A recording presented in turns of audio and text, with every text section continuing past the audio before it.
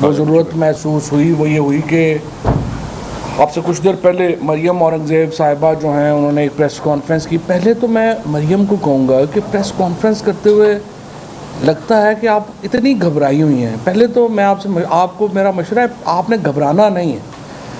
Hyper होके और फिर बदतमीज़ी करके ज़िंदगी में कभी एक मतलब ऐसी आपने ज़िंदगी में ख़ुद कभी काउंसलर का इलेक्शन नहीं लड़ा। जब आप पाकिस्तान के सबसे बड़े लीडर के बारे में बात कर रही होती हैं तो थोड़ा इज़्ज़त और एहतराम मलहूज़ रखना चाहिए, और ऐसे हाइपर होके कर रही होती हैं। मैं तो हैरान ही होता हूँ कि घर में क्या इनका माहौल होगा बाकियों के साथ। लेकिन बहरहाल मैं समझता हूँ रिलैक्स प्रेस कॉन्फ्रेंस किया करें, तो ये इस तरह थोड़ी लोगों को टेंशनों में, ऐसे आपको देख के लोग बंदों को अफसोस शुरू हो जाता है कि पता नहीं बेचारी कितनी टेंशन में है। तो पहले तो मैं उनकी जो है वो मुझे ये बड़ा अफसोस है कि पता नहीं इतनी हाइपर होके वो क्यों इतनी टेंशन लेके क्यों करती हैं। तो सबसे पहला मेरा मशवरा ये है प्राइम मिनिस्टर और उनकी कैबिनेट को, आपने घबराना नहीं है। और आपके घबराने का वक्त शुरू होगा इंशाअल्लाह ताला कल के जलसे के बाद, जब अगले चंद दिनों में इमरान खान ने इस्लामाबाद आने की कॉल देनी है।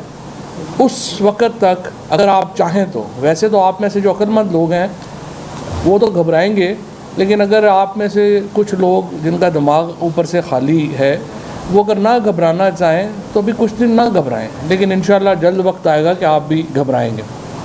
दूसरी बात, इम्पॉर्टेंट बात जो है जो मैं करना चाहता हूँ कि आज आपने कहा कि हम कमीशन बनाएंगे। गैर मुल्की साजिश नहीं हुई है ये इम्पोर्टेड गवर्नमेंट लाने के लिए।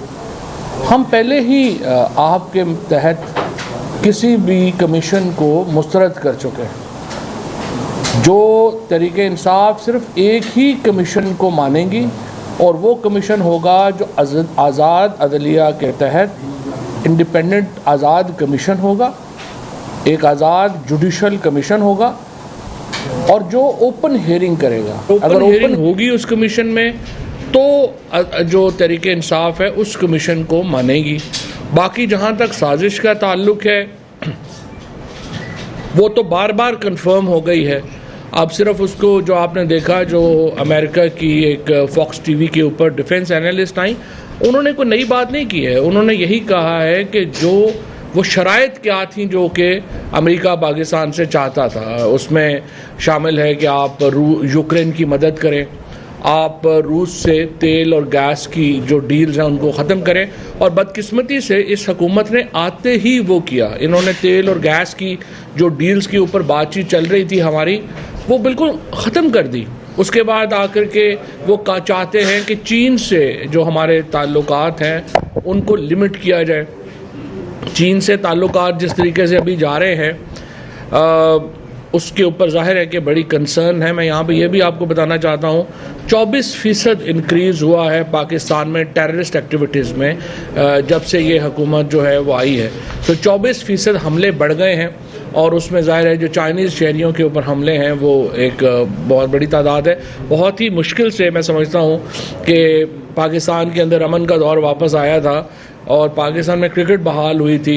अल्हम्दुलिल्लाह आज पाकिस्तान अगर 5वें नंबर पे आया है क्रिकेट में, ये उस अमन की वजह से हुआ है जो पाकिस्तान में कायम हुआ था। लेकिन अब 24% उसमें जो है वो इंक्रीज़ हो गई है। अच्छा, फिर बार बार ये बात कर रही हैं कि जी ये फ़रा जो हैं उनको साथ मुलव्वस करने की।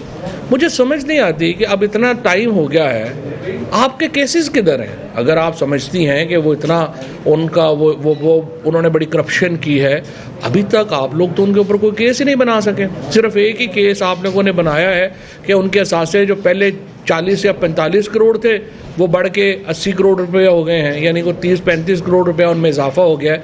लेकिन जाहिर है कि जिसकी ज़मीन थी, जिसके प्लॉट थे, उसमें बढ़ गया है। लेकिन अगेन फ़रा हो ABC कोई भी हो, उसके ऊपर इल्ज़ाम है, उसको जवाब अपने इल्ज़ामात का जवाब देना है। लेकिन सवाल ये है आप इल्ज़ाम उसके ऊपर कोई लगा नहीं रहे हैं, प्रेस कॉन्फ्रेंसें आप रोज़ करी जा रहे हैं। तो जब आपके पास इल्ज़ाम होंगे तो उसका जवाब भी जो है वो दे देंगी, या जो भी उनका तरीक़ाकार होगा वो उसके मुताबिक आगे बढ़ेंगी। अब असल बात यह है कि आपको चूँकि कोई मिल नहीं रही चीज़, कभी आप चले जाते हैं कि ये तोशा खाना हो गया। मैं समझता हूँ कि मैं इमरान खान को और पूरी पाकिस्तान की काबीना को मुबारकबाद देना चाहता हूँ। कभी पाकिस्तान में ऐसा नहीं हुआ कि एक हुकूमत इस तरीके से गई हो और उसका एक स्कैंडल जो है किसी प्राइम मिनिस्टर का और मिनिस्टर का सामने ना आया हो। और ये एक बहुत बड़ी पाकिस्तान की अचीवमेंट है। इंतहाई क्लीन गवर्नमेंट जो अगर इमरान खान ने दी है तो ये उसकी एक जो है वो बड़ी मिसाल है। इस वक्त जो ये प्राइम मिनिस्टर और उनकी काबीना है उसमें से आप देखिए कि अंदाज़ा लगाएं कि तकरीबन 2/3 वज़ीर यानी 37 में से 24 वज़ीर जो हैं वो ज़मानतों पे हैं। और ज़मानतों के ऊपर ये नहीं कि वो कुछ सियासी केसेस में ज़मानतों के ऊपर है, ये तमाम वज़ीर जो हैं वो money laundering, fraud, assets beyond means, इन केसेस में जो हैं वो ज़मानतों के ऊपर है। अल्हम्दुलिल्लाह कोई भी इनमें वो शख्स नहीं है। फिर आते ही देखें इनकी हरकतें।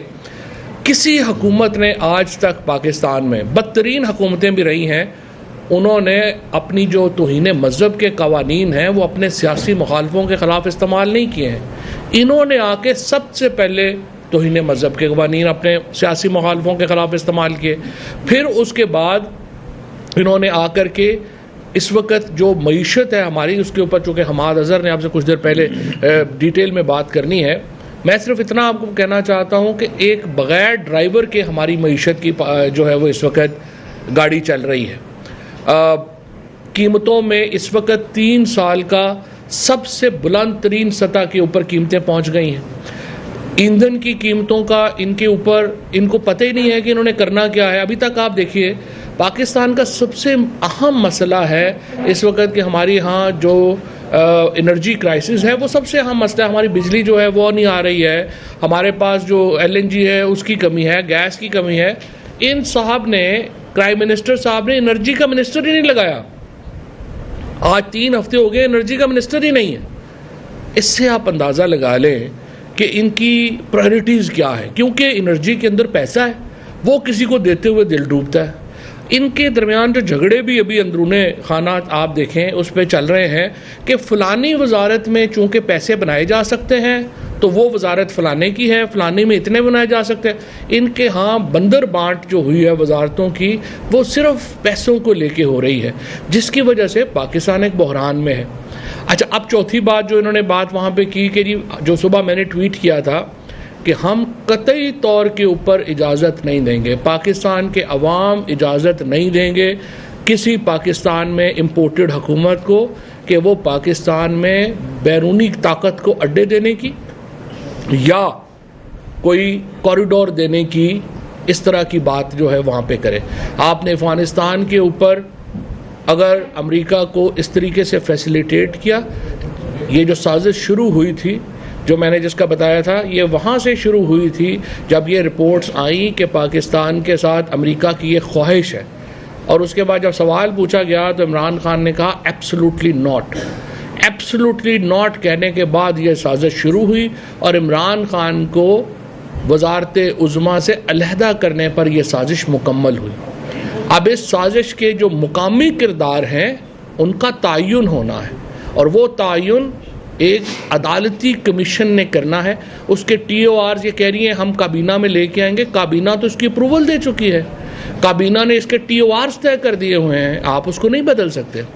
जो TORs काबीना ने दिए हैं उसी के ऊपर इमरान खान ने चीफ जस्टिस पाकिस्तान को और सदर पाकिस्तान को ख़त लिखा है और उनसे कहा है कि आप ये कमीशन बनाएं।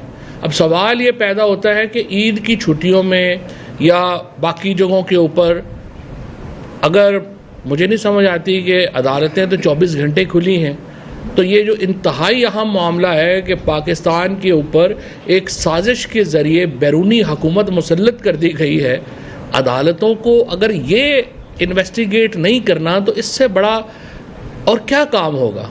पाकिस्तान का इक़्तिदार आला ख़त्म हो गया है, पाकिस्तान की सॉवरेनिटी ख़त्म हो गई है।